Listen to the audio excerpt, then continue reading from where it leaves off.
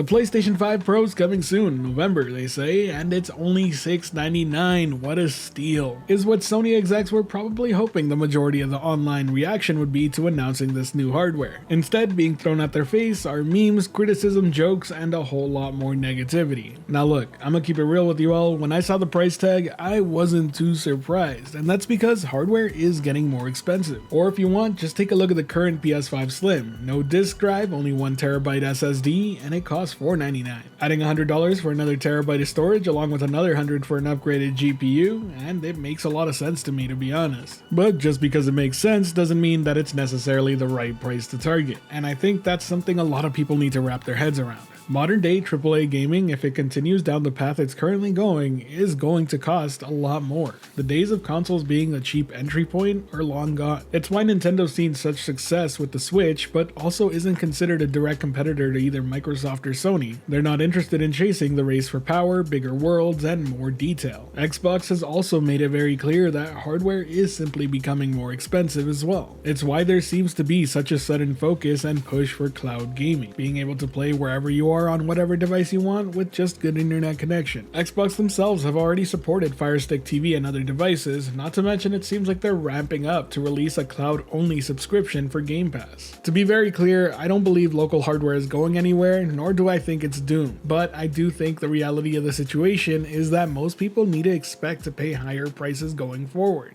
After all, there's a very good chance that the PlayStation 6 and whatever lies ahead for Microsoft is going to be around the similar price. But what I do think it does for cloud gaming is it amplifies just how beneficial it can be. Being able to play the latest AAA modern games on the highest settings is something that GeForce Now Ultimate excels at. The price of entry up front is a much easier pill to swallow, not to mention the hardware actually powering the experience tends to be updated as new hardware releases. I've been saying it from the very beginning, and I'll keep saying it to this day. As internet infrastructure gets better and better, technology keeps advancing, cloud gaming is gonna make more and more sense. At least for the average consumer.